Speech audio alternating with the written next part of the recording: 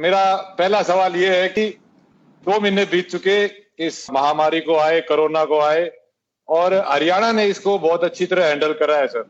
तो आपकी क्या रणनीति रही है?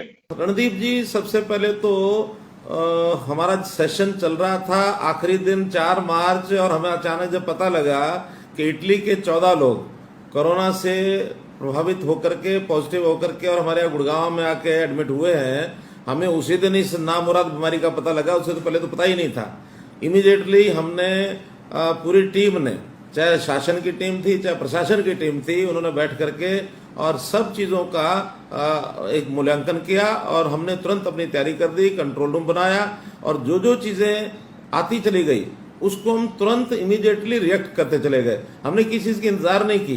जो बात जहाँ से पता लगी, विदेश से पता लगी, भारत से पता लगी, अन्य प्रदेश से पता लगी, वो सब बातें हमने लागू करनी शुरू कर दी और हमने बाकायदा उसको कंट्रोल किया।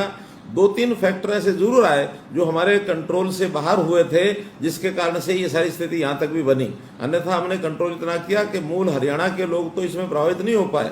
इसमें अगर थोड़ा बहुत प्रभाव शुरू में देखा गया तो ये जो तबलीग के लोग थे, जमात के लोग, वो लगभग 150 लोग तो वो आ गए जो एकदम प्रभावित थे। इसी प्रकार एक नांदेड़ से कुछ लोग यहाँ आए जो तीर्थ यात्री वहाँ गए हुए थे, उधर से आए तो पंजाब में थे, लेकिन कुछ लोग हमारे यहाँ आ गए, उसका अपना प्रभाव पड़ा।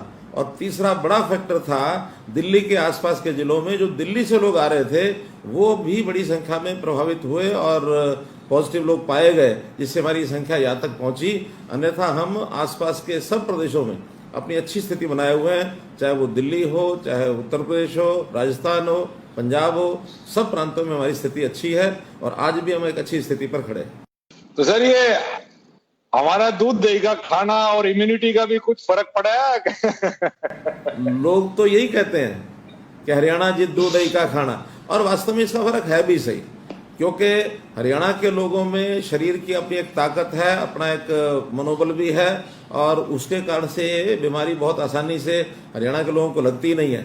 बड़ा एक काम हरियाणा के लोगों का और जो ध्यान में आया कि गांव में जो बाहर के आने वाले लोग थे, चाहे अपने ही गांव के थे, बाहर गए हुए थे, उन दिनों में उन्होंने यानी ठीकरी पैरा लगा के बाहर के बाहर रोक दिए। आए भी तो बाहर बाउंड्री पर जो स्कूल होते हैं, जो बाकी कोई बिल्डिंग है, उसी में उनको 12-12 दिन 14-14 दिन क्वारंटाइन किया। ये गांव के लोगों ने अपने आप समझ करके और इसकी सावधानी बरती। ये तो सर हमारे हिस्ट्री में है कि जो भी दिल्ली पे चढ़ाई करने जो भी आया वो हरियाणा के थ्रू गया, और उस वक्त भी हमारे गांव वाले ऐसे ही अपने अपने गांव को बचा के उन्होंने काफी देश को भी बहुत बचाया। तो सर, मैंने आपने एक बिहार के जो सीएम साहब हैं उनको एक पत्र लिखा जो कि सोशल मीडिया पे भी काफी आया, और वो एक काफी रोमांचक एक देश के प्रति वो था। तो आपने जब ये पत्र लिखा तो आपके मन में क्या चल रहा था, कि आप क्या सोच रहे थे कि वो पत्र लिखते वक्त? रणदीप जी, बड़े सहज भाव से लिखा। मैंने कोई इसलिए पत्र नहीं लिखा था कि उसका बड़ा प्रचार होगा। ये ठीक है कि उसका प्रचार बहुत देश में सारे प्रांतों में भी गया, दुनिया के लोगों ने भी मुझे फोन पर कहा कि आपने बड़ी एक अजीब बात लिखी, बड़ी अच्छी बात लिखी। मैंने तो बड़े सहज भाव से लिखा। उन लोगों ने कहा कि हम आपको पैसा भी पहुंचा देंगे, आपके जो वहाँ लोग हमारे ठहरे हुए उनको कुछ सहायता कर दो, उनको हमारे यहाँ भेजोगे, उनका किराया देंगे। तो मैंने उनको यही कहा, देखो ये देश हमारा एक है, हम कोई प्रांतों में बटे हुए लोग नहीं हैं। अगर हमारे यहाँ मजदूर काम करते हैं तो उनका हमारे इस प्रदेश के निर्माण में भी अपना योगदान है, तो हमारे अपने भाई हैं। तो हमारा जो भाईचारा जो है देश का है, हम प्रदेशों की बाउंड्री नहीं है। ये प्रशासनिक इकाइयां हैं प्रदेश हमारा कोई देश के नाते से एक भारत माँ के हम बेटे हैं, और हम कहें कि हम एक दूसरे का ऐसा किराया लेंगे या उनका खाने पीने की व्यवस्था करेंगे, ये तो कुल मिला करके मतलब मैं अगर शब्दों में कहूँ तो डूब के मरने वाली बात है। अगर ये हम कर दें तो हमारा तो जितना पैसा लगा, ट्रेन भेजी हमने, बसें चलाई हमने, उनके लिए रेस्क्यू कैंप लगाए, उनके रिलीफ कैंप्स जो लगाए, वहाँ खाने की व्यवस्था की, लगभग 2.5 करोड़ भोजन के पैकेट वो वितरित किए गए, और ऐसे ही लगभग कोई 50 लाख लोगों को हमने जो किट्स हैं राशन की वो बांटी। 20 लाख लोग ऐसे जिनको आर्थिक सहायता हमने दी। तो इस प्रकार के ये सारे काम हमने अपना समझ कर सब किया और लोगों ने भी इसमें सहयोग किया है। जी बिल्कुल, हरियाणा का इस मामले में बहुत अच्छा हो रहा है। मैं तो सोशल मीडिया पे भी फोटो देखता रहता हूँ कि मतलब बच्चों को खिलौने भी देके ट्रेनों में विदा किया जा रहा है और उनको अच्छा ख्याल रखा जा रहा है। तो ये तो बहुत अच्छी बात कही सर आपने की। पर हमारा है तो खैर फेडरल कंट्री, पर इसके चलते आपने जो ये सब कदम उठाए, उसमें अभी कितने लोग यहाँ बचे हैं और कितने लोग चले गए हैं, उसका आंकड़ा कोई है? या फिर अभी आने वाले टाइम में कैसे उनके बगैर गुजारा होगा, उसका कुछ आपने सोचा है?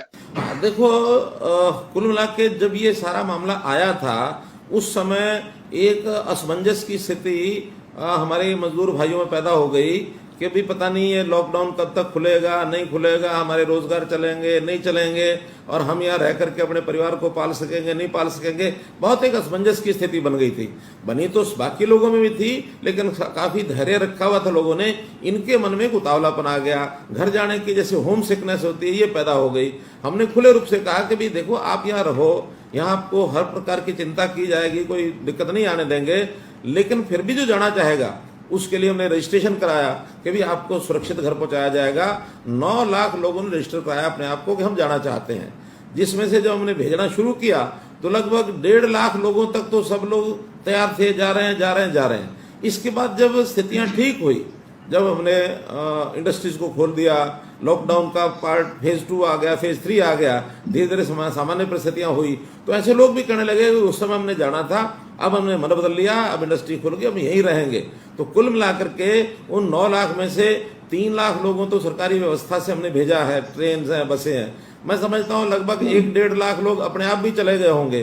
तो 4-4.5 लाख लोग जाने के बाद आज उसके बाद कोई जाने के लिए तैयार नहीं है, और सब जो है अपने अपनी स्थिति पर अपने बिजनेस में लग गए हैं, अपने इंडस्ट्री में लग गए हैं। मजदूर मजदूरी करने लग गया है, जो खेती वाले मजदूर थे वो खेती के काम में लग गए हैं। अब इस समय कोई ऐसी स्थिति नहीं है, आज हरियाणा में वापस आने के लिए लोग तैयार हो गए। अब सर, ये कोरोना से पूरी दुनिया में, देश में इकोनॉमी का तो पट्टा बैठ गया सर। अब आपकी क्या प्लानिंग है हरियाणा को वापस पटरी पे लाने की? रणदीप भाई, इकोनॉमी जो ऐसी चीज होती है जिसको हम ये नहीं कहते कि कोई भट्ठा बैठ गया और इसमें से सब कुछ खत्म हो गया, बर्बाद हो गया। ये ठीक है, कोरोना एक ऐसा फैक्टर आया था जिसके कारण से चीजें रुक गई थी, और जब रुकती हैं तो उसका एक टेम्परेरी फेज होता है। वरना हमारी जो हरियाणा की अपनी ताकत है, बहुत बड़ी ताकत है। वो जैसे कहते हैं ना, पावर होती है ना, ताकत होती है, वो 2 तरह की होती है। अंग्रेजी में उसको अगर कहेंगे तो एक पेटेंट पावर, एक लेटेंट पावर। पेटेंट पावर वो होती है जो हमें दिख रही है, और लेटेंट पावर वो जो हमें दिखती ही नहीं है। हरियाणा की जमीन में, भूमि में, हरियाणा के आदमी में बहुत ताकत है। जब हरियाणा बना था 1966 में, तो लोग क्या कहा करते, लोगों ने कहना शुरू कर दिया कि हरियाणा ये तो अपने अस्तित्व में रह ही नहीं पाएगा, ये लोग तो अपने जो एम्प्लॉई है उनको तनख्वाह भी नहीं दे पाएंगे, अपने लोगों को खाना भी नहीं खिला पाएंगे। लेकिन वही हरियाणा 1966 में बढ़ा, बहुत कमजोर स्थिति में रहा होगा, लेकिन आगे बढ़ते बढ़ते आज मानो 54 साल हो गए हैं। इन 54 सालों में हरियाणा ने अपनी तरक्की करके देश और दुनिया में अपना नाम कमाया है। आज दुनिया में हमारा स्थान हरियाणा का बना है। आज मैं जापान के लोगों से बात कर रहा था, तो जापान के लोग कह रहे थे कि हरियाणा इस समय अगर देखा जाए तो पूरे भारत में सब प्रदेशों में नंबर 1 पर आया हुआ है। और वो तो ये यहाँ तक भी अपनी यानी सद्भावना हमारे लिए प्रकट कर रहा था कि आप दुनिया में नंबर 1 पर आए। धन्यवाद हमने कहा जरूर, लेकिन हमारा कहना है कि हम हरियाणा में आज चाहे इंडस्ट्री हो, चाहे खेती हो, खेती में भी हमने ball of rice grains, ball of food grains, ये अपने आप को कहलवाया। सारे देश के लोगों का, पंजाब और हरियाणा दोनों ने मिलकर के पेट भरा है, उनको भोजन कराया है। इंडस्ट्री के अंदर आज ऑटोमोबाइल की इंडस्ट्री में सारे देश का 53% ऑटोमोबाइल इंडस्ट्री में हरियाणा अकेला है। आज हम एक्सपोर्ट में आगे बढ़ रहे हैं। आज फौज के अंदर हम जाएं तो हमारी आबादी तो 2% है सारी देश की आबादी, लेकिन हम 10% संख्या में सारी अपनी जो फौजें हैं 10% हमारा हिस्सा उसमें है। तो हरियाणा बहुत आगे है। हरियाणा अपने आप को बहुत जल्दी संभाल लेगा। सब प्रदेशों ने हाथ खड़े कर दिए हैं आर्थिक दृष्टि से। कल बंगाल के लोगों को देखा, उन्होंने कहा कि दिल्ली के लोगों ने कहा कि जी हमारी आर्थिक स्थिति खराब हो गई, हमको सहायता करो। हमने कहा नहीं, हम अपने पैरों पर खड़े हो गए हैं, आप हमें हमारे ऊपर और कोई वजन ना डालना, हम अपने पैरों पर अपने आप खड़े हो जाएंगे। हरियाणा का कल्चर ही एग्रीकल्चर है सर, और हम सबसे आगे भी रहे हैं अनाज की प्रोडक्शन में। और मंडियों की जो हालत होती है सर, वो हम सबको पता है, जो जो गांव से टच में रहा है। तो इसको, ये जो मंडियों में भसड़ मचती है, उसको रोकने के लिए आपने क्या क्या कदम उठाए और कितनी कामयाबी मिल पाई आपको? बहुत बढ़िया सवाल आपने नदीप जी पूछा। इस बार बहुत बड़ा चैलेंज था ये। जहाँ एक तरफ कोरोना चैलेंज था, वहीं दूसरी तरफ मंडियों में किसान के अनाज को खरीदना, प्रोक्योरमेंट करना, ये भी कोई कम बड़ा चैलेंज नहीं था, क्योंकि बहुत बड़े मात्रा में हम लोग प्रोक्योरमेंट करते हैं। हमारी मंडियों की संख्या, ये सरसों के लिए कोई 100 मंडियाँ थी और परचेज सेंटर और मंडियाँ गेहूं की मिलाएं तो 400 थी। हमने पहला काम ये किया, सोशल डिस्टेंसिंग को अगर मेंटेन करना है तो फिर इनकी संख्या बढ़ाई जाए। सरसों की 200 कर दी और गेहूं के परचेज सेंटर मिला के 1800 कर दिए, और थोड़े थोड़े 4-4, 5-5, 6-6 गाँव के अंदर एक एक सेंटर बना के भाई सबको वहाँ ले जाना है। आड़ती भी वहां जाएंगे, सबका एक यानी टेक्नोलॉजी के आधार के ऊपर आपको पता है कि आज सिस्टम ऐसा बन गया कि आप किसी को भी जब जो सूचना देना चाहो दे दो। टोकन का सूचना जाती थी, एसएमएस जाता था, उस दिन लेके आता था। पहले किसान 3-3 दिन 4-4 दिन मंडी में पड़ा रहा करता। इस बार तो उसको कहा 2 घंटे में अपना लेके आ जाओ, वो 2 घंटे में 3 घंटे में अपना अनाज लेके आया करता, शाम को तुलवा करके अपना फारिग होकर घर जाया करता। तो बहुत अच्छी व्यवस्था रही, बिना किसी विघ्न के हमारी सरसों भी और हमारी गेहूं भी ये खरीदी जा चुकी है। और ज़्यादातर यानी मैं कह सकता हूं कि भी 80-90% पेमेंट ये किसानों के खातों में पहुंच गई है। एक 10-15% बची है, वो 1-2 दिन के अंदर वो भी पहुंच जाएगी सारी।